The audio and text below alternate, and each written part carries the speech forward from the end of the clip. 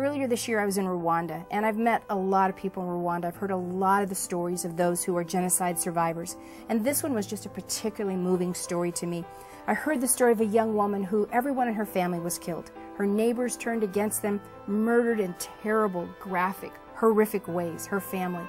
And this young woman was, I think, the only one left standing in her family, and she was filled with anger, with hatred. She was a believer in Jesus Christ, and yet when she had seen her family murdered before her eyes, she was filled with anger and filled with hatred. And she began to look for other people within her community that she could find the perpetrators, that she could find the people who had so seriously wounded and destroyed her family.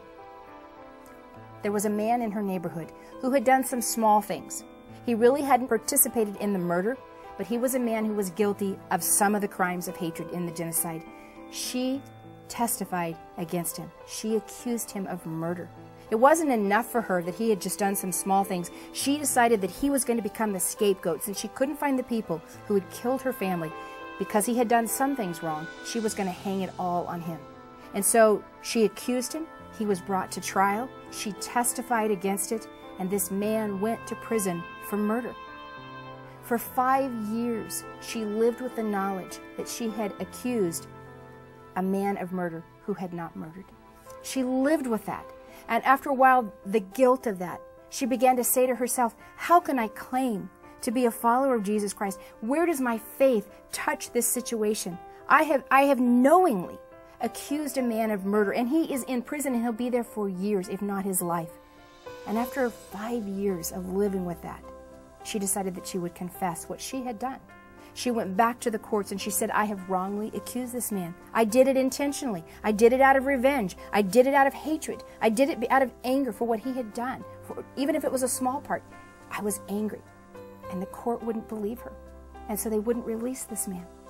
And they gave her permission, though, to go into the prison and speak to him. And she went in and she confessed what she had done. And she fully expected that he would meet the evil that she had done with hatred.